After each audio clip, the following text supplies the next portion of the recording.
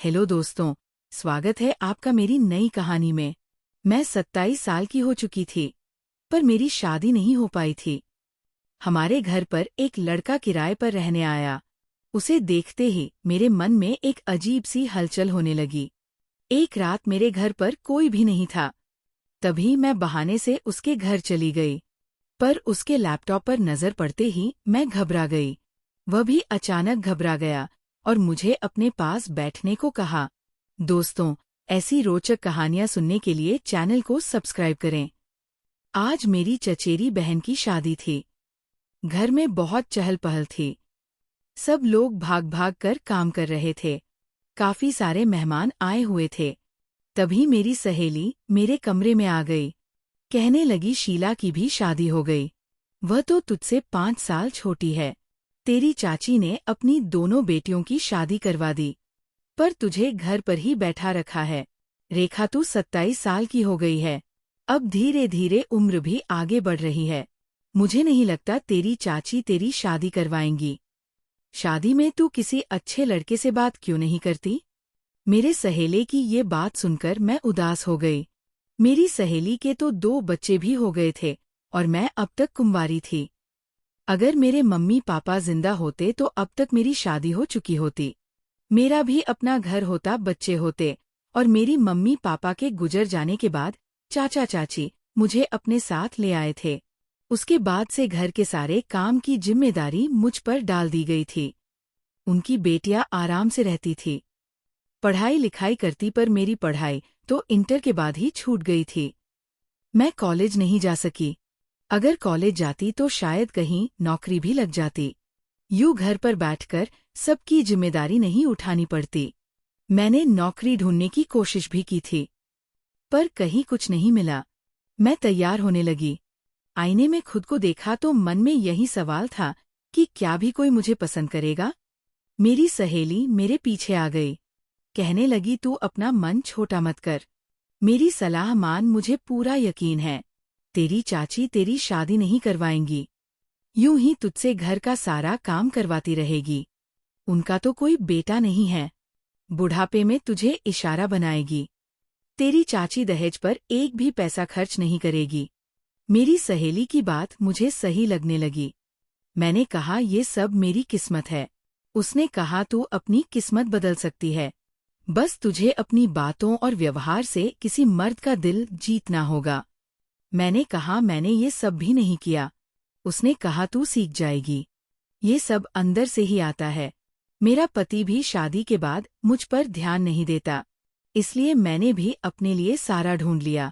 तू भी ढूंढ ले। मैं शादी में आई मेहमान मोनो की तरफ नजर दौड़ाने लगी, लेकिन मुझे कोई भी ऐसा लड़का नहीं मिला जो मेरे लायक हो। मेरी उम्र के लड़के पहले से ही साधुस थे। वे तो बच्चों के पिता थे, अपने बच्चों को संभाल रहे थे। मैंने सोचा, मैं किसी का घर नहीं उजाड़ना चाहती, लेकिन जितने भी लड़के अविवाहित थे वे मुझ में उम्र में छोटे थे। मुझसे बात करते तो अच्छा लगता, लेकिन अपने से छोटे लड़के से शादी करने का मन नहीं था। कुछ समय बाद मेरी छोटी बहन बेविदा होकर चली गई। अब घर में सिर्फ चाचा चाची और मैं ही रह गई थी। घर का सारा काम मैं ही संभालती थी। एक दिन चाची ने कहा, हमने नया किरारदार रखा है और कुछ पानी की बोतल देकर कहा, जाओ, वो नया नया आया है, उसे पानी देकर आओ। मैं पानी की बोतल लेकर नीचे गई और दरवाज़ा खटखटाया।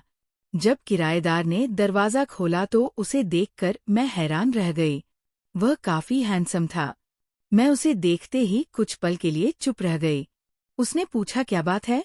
तो मैंने कहा, ये मकान हमारा है, मुझे चाची जी ने भेजा है। मैं आपके लिए पीने का पानी लेकर आई हूँ। आप आज ही शिफ्ट हुए हैं, इसलिए चाची ने कहा, आज का खाना भी भिजवा दें ताकि आपको कोई परेशानी ना हो। उस लड़के ने मुझे धन्यवाद दिया और अंदर आने को कहा, लेकिन जाने क्यों मुझे घबराहट होने लगी। मैंने कहा, मुझे खाना बनाना है और मैं ऊपर जा रही हूँ। ये कहकर मैं जल्दी से सीढ़ियाँ चढ़ गई। मुझे चाची का डर था। अगर उन्हें पता चल गया कि मैं किसी अनजान लड़के से बात कर रही हूँ तो मुझे डांटेंगे। जब खाना बन गया तो चाची ने कहा, जाकर उसे खाना दे आओ और रेखा रोज उसका ब्रेकफास्ट और डिनर भी पहुंचा दिया करना। वह इसके पैसे भी देगा। वह लड़का अकेला रहता था, इसी वजह से खाने का भी कॉन्ट्रैक्ट किया गया था। मैं मन ही मन सोचने लगी, मेरी चाची तो खुद खाना बनाती नहीं है, मुझे एक और इंसान के लिए रोज एक्स्ट्रा खाना बनाना पड़ेगा। चाची के सामने हाँ में सिर हिलाकर मैं खाना लेकर उसके पास चली गई। जब भी मैं उसके पास जाती, मेरे मन में अजीब सी बेचैनी होने लगती थी। मैं उसे आते जाते देखती रहती थी। दिन में 2 बार खाना देने जाती तो उससे मुलाकात हो ही जाती। कई बार वह मुझे घर के अंदर आने को कहता, लेकिन डर की वजह से मैं कभी उसके कमरे में नहीं गई। उसके घर पर मैंने आज तक किसी को और को नहीं देखा था।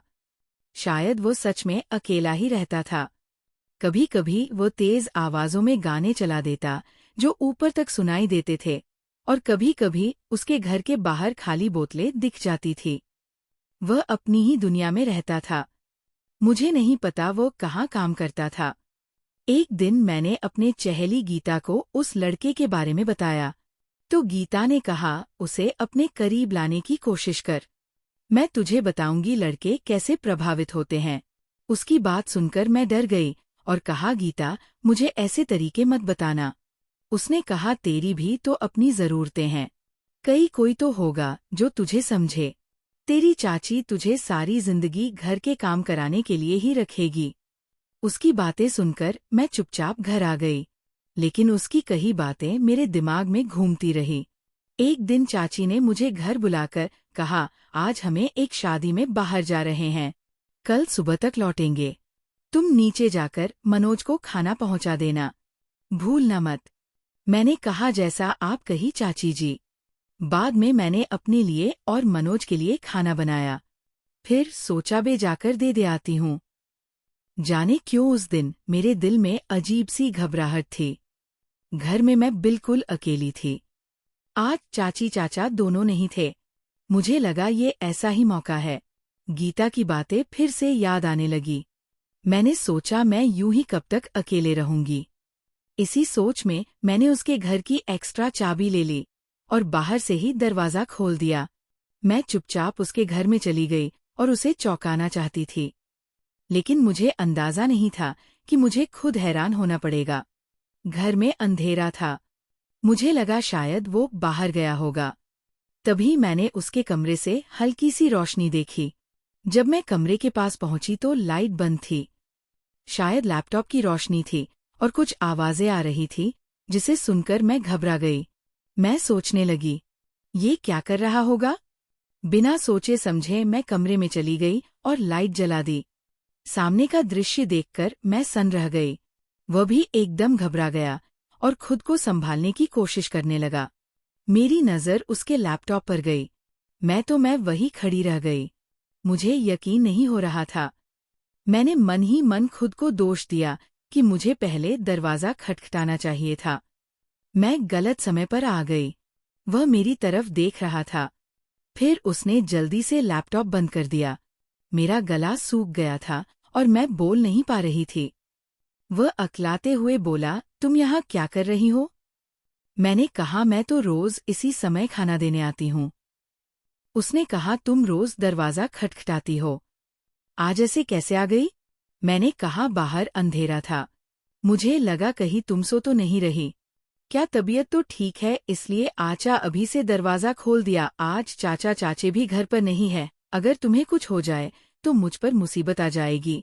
ये कहकर वो कुछ पल के लिए वहीं खड़ा रहा, फिर धीरे धीरे मेरे पास आ गया और बोला, तुम्हारे घर पर कोई नहीं है क्या? उसकी बात सुनकर मैं और घबरा गई और ना सिर रुला दिया। उसने मेरा हाथ थाम लिया और बोला, क्या तुम कोई मूवी देखना चाहोगे? ये कहकर उसने लैपटॉप फिर से वीडियो चला दिया। मुझे लगा मुझे यहाँ से चले जाना चाहिए, लेकिन मेरे कदम जैसे जड़ गए हो गए थे। गीता की कई बातें मेरे दिमाग में घूमने लगी। गीता बार बार यही कहती थी कि इस लड़की को अपने करीब लाना चाहिए। उसके कमरे में खाली बोतल रखी हुई थी। शायद उसने कुछ पी रखा था। उसने मुझसे पूछा, क्या तुम ऐसा चाहोगी? मैं कभी लैपटॉप की तरफ देखती तो कभी उसकी तरफ। मेरी हालत बहुत उलझन भरी थी। लेकिन हम दोनों के अलावा भी मेरे दिमाग में एक तीसरा चेहरा था, मेरी सहेली, और उसकी बातें कि तेरी शादी कभी नहीं होगी। न जाने क्या हो गया। मैंने हाँ में सिर हिला दिया और कहा, लेकिन मैंने ये सब कभी नहीं किया। मैं अब तक अकेली रही हूँ। उसने कहा, मैं तुम्हें संभाल लूंगा। ये कहकर वह मेरे और करीब आ गया और मुझे थाम लिया। रात बीतने के बाद मैं अपने घर लौट आई। आईने के सामने खड़ी होकर खुद को देखने लगी और सोचने लगी, मैंने ये क्या कर दिया? अब तो सब कुछ बिगड़ जाएगा। अगर चाची को पता चल जाए तो वह मुझे घर से निकाल देंगे। ये लड़का मुझसे सच्चा लगाव नहीं रखता, ना वह मुझसे शादी करेगा और ना कोई और करेगा। जब सबको ये बात पता चलेगी, मेरी आंखों में आंसू भर आए और मैं रो पड़ी। मेरी आंखें लाल हो गई थी। तभी घर की बेल बजी। मैं डर गई, कहीं चाचा चाची तो नहीं आ गई। जल्दी से मैंने चेहरा साफ किया तो दरवाज़ा खोला तो सामने मनोज खड़ा था। उसे देखकर मैं हैरान रह गई। उसने कहा, अंदर आ जाओ। मैंने सिर हिलाया। उसने कहा, तुमने मुझे नाश्ता नहीं दिया इसलिए आ गया। मेरा चेहरा देखकर वो समझ गया कि मैं रोई हूँ। मैं नाश्ता बनाना भूल गई थी। मैंने कहा, बैठो अभी बनाती हूँ। मैं जल्दी से नाश्ता बनाकर ले आई और हम दोनों साथ बैठकर खाने लगे। तभी मनोज ने मेरा हाथ थाम लिया और बोला, कल की रात मुझे बहुत खास लगी। मैं चाहता हूँ कि आगे भी हमारी जिंदगी यूं ही सुकून भरी रहे। ये सुनकर मुझे लगा शायद वह मुझसे शादी की बात करेगा। तभी उसने अचानक कहा, मुझे बीना की याद आ गई। बीना का नाम सुनते ही मैं चौंक गई। मैंने पूछा, कौन? बिना, उसने कहा, मेरी पत्नी। ये सुनते ही मेरी आंखों से आंसू निकल गया है। मैं समझ गई कि वह बस अपनी कमी पूरी करना चाहता था, क्योंकि उसकी पत्नी उसके साथ नहीं रहती। वो नाश्ता करके चला गया, लेकिन मेरा मन पूरी तरह टूट चुका था। मैंने गीता को फोन करके सब बता दिया। गीता ने कहा, तेरी शादी तो वैसे भी नहीं होनी। कोई बात नहीं, उसकी पत्नी है तो क्या हुआ? जब तेरे चाचा सो जाए तो उसके पास चली जाना, कम से कम वह तुझे समझेगा। मैंने कहा, गीता तू ये क्या कह रही है? ऐसे में तो मैं बदनाम हो जाऊंगी। कहीं मेरी चाची ने मुझे घर से निकाल दिया तो मैं ऐसी लड़की नहीं हूँ। उसने कहा, तेरी चाची की वजह से ही तू इस हाल में है। वैसे भी तुझे घर में नौकरानी बनाकर रखा गया है। अगर वो तुझे निकाल भी दे तो अपनी जिंदगी अपने तरीके से जीना। उसकी बात मेरे दिमाग में घूमने लगी। फिर उसी रात जब मेरे चाचा चाची सो गए तो मैं नीचे चली गई। दरवाज़ा खटखटाया।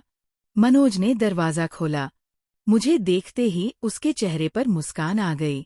उसने मेरा हाथ पकड़कर मुझे अंदर बुला लिया और दरवाज़ा बंद कर दिया। कहने लगा, रेखा, मैं तुम्हारा इंतज़ार कर रहा था। मैं अंदर पूरी तरह आई भी नहीं थी कि उसने मुझे अपने पास खींच लिया। मैंने उसे तुरंत पीछे हटा दिया और कहा, तुम शादीशुदा हो। फिर भी मेरे साथ ऐसा रिश्ता क्यों बनाया, यह जानने के लिए मैं आई हूँ। उसने कहा, ऐसे रिश्ते हालात में बन जाते हैं। लोग अपनी खालीपन को भरने के लिए ऐसा करते हैं, और तुम तो मेरी कोई जिम्मेदारी नहीं हो। उसकी बात सुनकर मुझे बहुत गहरी चोट लगी।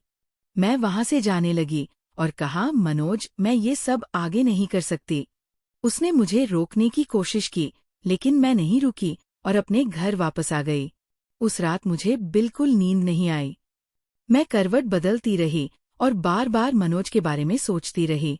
सुबह कब आँख लगी, पता ही नहीं चला। जब आँख खुली तो करीब 10 बज चुके थे। मुझे याद आया कि मैं नाश्ता बनाना भूल गई हूँ। मैं जल्दी से बाहर निकली तो देखा मनोज चाचा और चाची के साथ बैठा नाश्ता कर रहा था।